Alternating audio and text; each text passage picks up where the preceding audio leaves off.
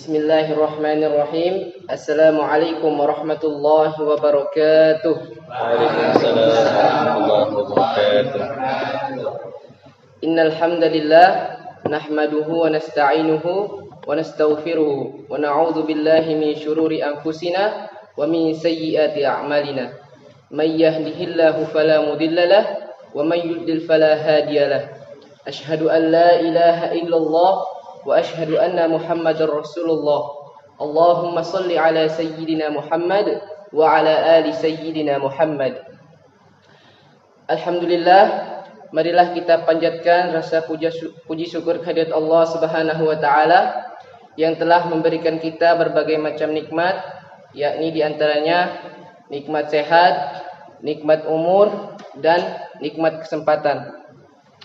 Salawat dan salam tak lupa kita haturkan kepada junjungan alam Nabiullah Muhammad sallallahu alaihi wasallam. Allahumma shalli ala sayyidina Muhammad, yang telah membawa umatnya dari alam jahiliyah menuju alam yang terang benderang, yakni ad-dinul Islam. Alhamdulillah, kali ini kita mendapat kesempatan untuk mewawancarai Al-Mukarram Ustadz Khairul Umam Azmi yang sudah berada di tengah-tengah kita dalam rangka sharing dan mendalami ilmu nagom. Baik, langsung saja pada Ustadz, disilahkan untuk memperkenalkan diri terlebih dahulu. Ya, terima kasih. Sebelum saya memperkenalkan diri, saya ucapkan terima kasih juga kepada teman-teman yang telah mengundang saya sebagai guest di sini untuk sharing dalam kategori ilmu nagom. Oke, baik. Saya perkenalan diri dulu ya, teman-teman. Nama lengkap saya itu Khairul Umam Azmi. Nah, saya berasal dari Pontianak, Provinsi Kalimantan Barat. Oke, saya dulunya belajar di pesantren selama 7 tahun, dan itu merupakan pesantren salaf yang lebih fokus terhadap kitab, tapi ada ekskulnya seperti tilawah, menghafal Quran, dan lain sebagainya. Jadi dari situlah saya mendapat bekal ilmu nagom Al-Quran. Dan selama 7 tahun di pesantren itu, setelah melanjutkan pendidikan kuliah di Institut Perguruan Tinggi Ilmu Al-Quran Jakarta, Fakultas Usuluddin, jurusan Ilmu Al-Quran dan Tafsir. Masyaallah. Gitu ya. Pertanyaan kedua, Ustaz, kira-kira dari Ustaznya pernah meraih prestasi apa saja, Ustaz? Sebenarnya dibilang saya mumpuni juga masih dalam tahap belajar, tapi memang dari kecil, kalau nggak salah dari tahun 2011 saya sudah aktif mengikuti cabang musabaqah tilawatul Quran, mulai dari tingkatan kecil ya. Mulai dari tingkatan yang paling kecil, misalnya dari tartil dulu ya, dari tingkat kecamatan, tingkat kabupaten atau kota, atau sampai tingkat provinsi. Alhamdulillah ke tingkat nasional juga. Masya Allah. Ya. Berawal dari tahun 2011 itu saya mengikuti cabang pertama itu cabang tartil Quran. Alhamdulillah berhasil gitu, meskipun tidak maksimal karena baru belajar juga kan gitu. Ya, seperti itu. Sampai alhamdulillah Allah berikan kesempatan untuk terus berada di dunia, orang bilangnya dunia MTQ itu sampai sekarang gitu. Alhamdulillah, jadi merupakan suatu keberkahan bagi saya bisa aktif sampai sekarang, bisa diberi kesempatan untuk terus belajar, karena menurut saya MTQ itu bukan ajang untuk cari gelar, cari juara atau sebagainya, tapi untuk lebih ke mencari ilmu. Dulu awalnya emang iya. Awalnya dulu saya pengen kayak tujuan lomanya harus menang, juara, itu yang saya tuju.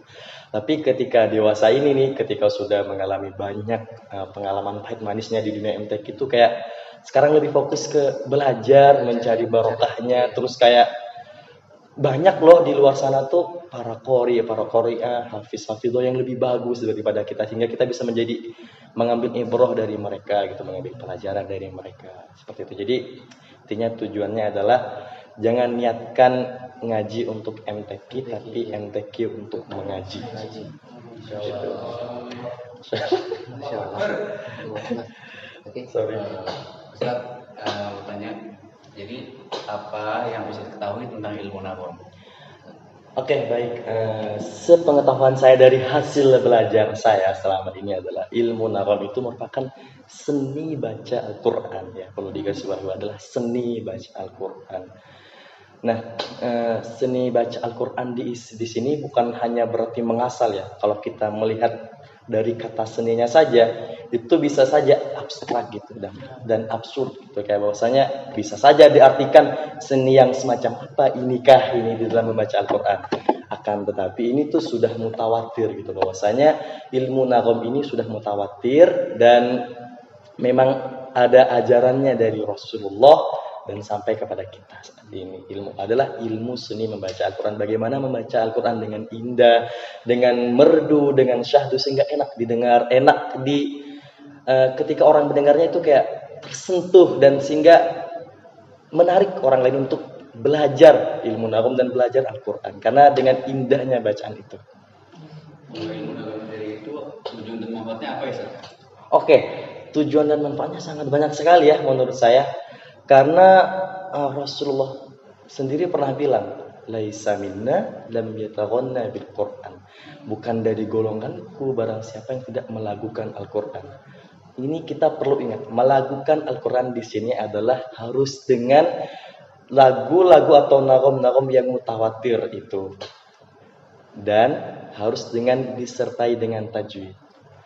Maka kalau kita istilah tajwid adalah istilah dengan mengindahkan bacaan Al-Quran, maka nagom di sini adalah seninya, caranya, prakteknya untuk membaca Al-Quran itu dengan apa? Dengan nagom ternyata yang lebih indah. Gitu. Mungkin teman-teman bisa dipahami ya. Kalau misalnya salah, ya, mungkin saya juga manusia biasa perlu dikoreksi juga. Itu sepengetahuan dari yang saya pelajari selama ini. Gitu. Kalau menurut Ustaz, lagu nagom apa sih yang Ustaz suka itu lagunya? Sebenarnya saya suka semua lagu. Kan kita ada 7 ya. Yeah. Kalau kita anak-anak HTQ belajar nih, dan dimanapun diajari bahwa ilmu nagom itu, dan nagom itu sendiri ada 7. Yang pertama itu bayati, yang kedua ada hijaz, yang ketiga ada nahawan, yang keempat ada ros, yang kelima ada jiharka, terus yang keenam ada yang keempat tadi jiharka, yang kelima ada kelima jiharka, keenam subah, yang ketujuh ada sikah. Nah, sebenarnya semuanya itu enak, tapi tergantung yang membawakan, dapat nggak feelnya ketika ngebawa itu. Iya, tapi kalau saya pribadi lebih suka itu misal seperti nahawan sama hijaz itu suka saya. Nahawan tuh sebenarnya yang paling favorit itu nahawan sebenarnya. Apa boleh dikasih contohnya? Dikasih contoh ya? Iya, sedikit aja. Oke, kita ambil dari surah Al-Fatihah aja ya. Okay. Bismillahirrahmanirrahim. Alhamdulillahi Rabbil alamin.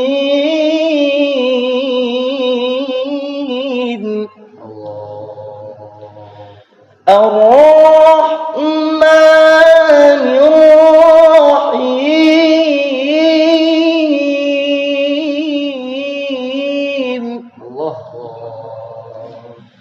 Maliki yaumiddin.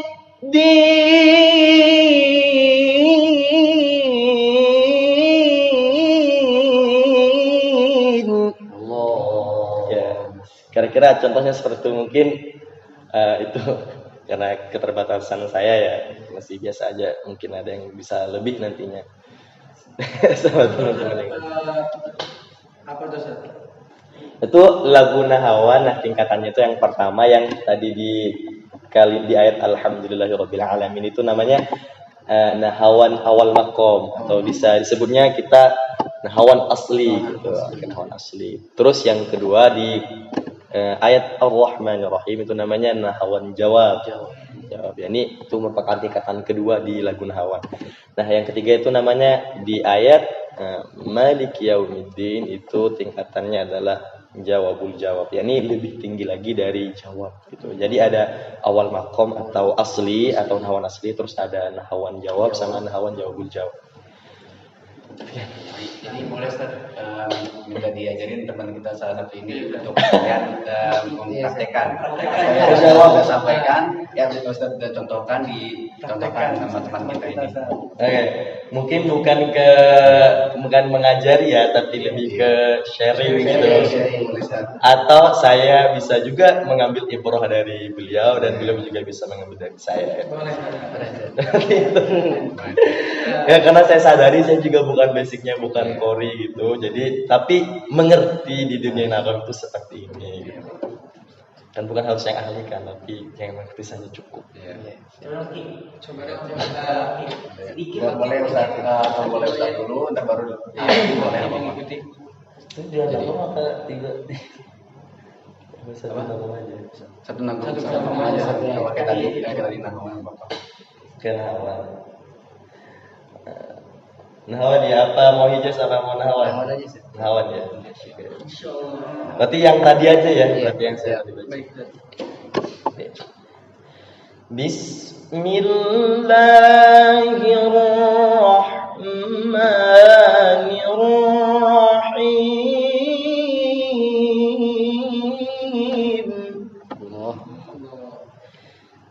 Bismillahirrahmanirrahim.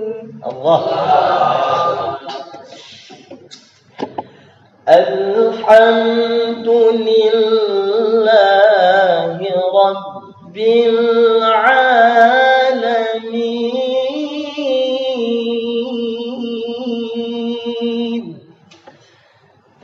Alhamdulillahi Rabbil Alamin.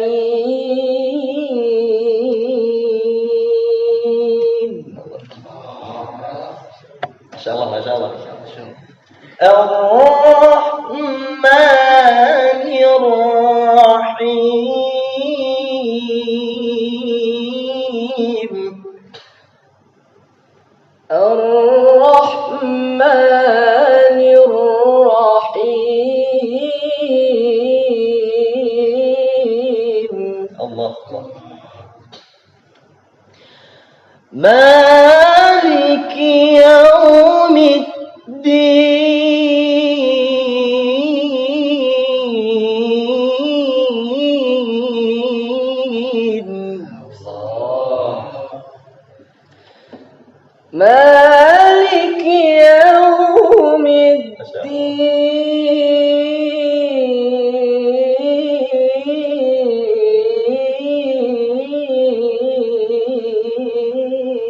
Allah, lebih bagus tanganku dari saya. Masa kebalik gitu. Harusnya saya yang belajar sama beliau, kebalik sih, Masya Allah. Terima kasih ya Alki sudah memperdengarkan suara-suara indah itu di telinga saya.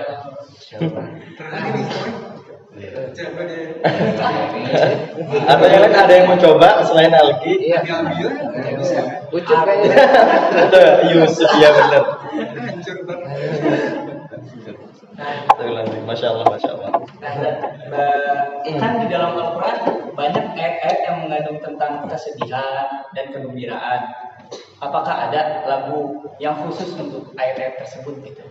Sebenarnya tidak ada lagu yang khusus sih, tapi lebih ke tepat penggunaannya aja. Sebenarnya kan kita misal ada yang lagu kita sebutnya langgam ya, ada yang langgam nahawan, ada hijaz, ada jiharka. Kalau misal untuk ayat-ayat yang menjelaskan tentang surga, lagu apa nih kira-kira yang itu, yang pas, yang cocok, bukan yang wajib ya atau yang khusus gitu ya. Ada nih namanya lagu jiharka, tentang kebahagiaan kan, tentang kabar gembira, tentang kabar surga. Maka cocok tuh dibawakan dengan nagom nahawan, nagom jiharka maksud saya.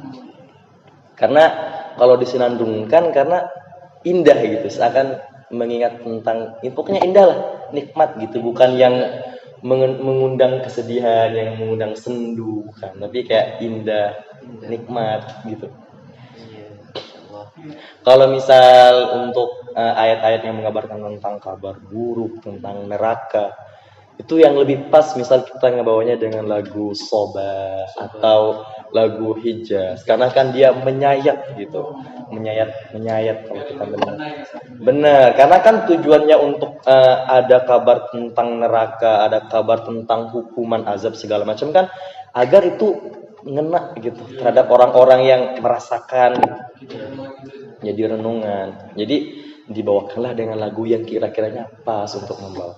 Jangan kebalik, misal ngebawain lagu menyampaikan, membaca ayat-ayat yang menjelaskan tentang azab, tentang neraka, mengabarkan tentang kabar duka, malah bawanya dengan lagu Jiharka dengan senang gitu.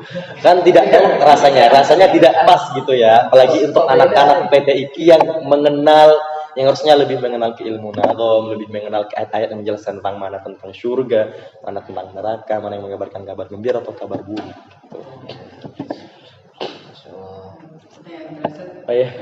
Kira-kira gimana sih Ustaz tips dan trik agar kita dapat menguasai ilmu nakum dan lagu-lagunya? Oke. Sebenarnya tidak ada trik ataupun metode ataupun cara yang mudah gitu ya. Karena saya rasa semuanya tidak ada yang instan. Tidak ada yang instan karena harus melalui proses semuanya. Bukan cara yang mudah sebenarnya menurut saya, tapi cara bagaimana kita bisa melakukan secara konsisten dan kontinu. Dan intinya praktek. Kita belajar, kita tahu teorinya, kita tahu bagaimana cara melakukannya, tapi kita tidak praktek, tidak bakal bisa. Jadi tidak ada, menurut saya tidak ada trik, tidak ada metode bagaimanapun. Yang penting kita talaki. Ketika sudah talaki itu kan, talaki itu bersama guru ya. Ketika sudah talaki kita praktekkan gitu. Dan itu harus rajin, harus kontinu dan harus konsisten. Dicatat guys, harus rajin. Harus rajin, benar. Jadi tidak ada trik cepat atau trik atau cara mudah yang instan itu nggak ada menurut saya. Bagi saya pribadi nggak ada. Berarti kunci di situ. Apa? Konsisten dan belajar sama guru. Ketika sudah talaki, sudah selesai belajar sama gurunya dan dipraktekkan dan latihan secara terus menerus. Kalau pola makan itu harus menjaga juga.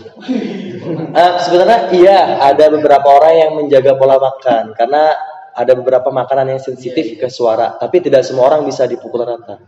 Karena ada sebagian pori yang mungkin dia pantangannya ada yang es, ada yang cabai misal. Tapi tidak semuanya. Bahkan ada pori yang misalnya mau tampil tuh malah dia ngunyah cabai dulu.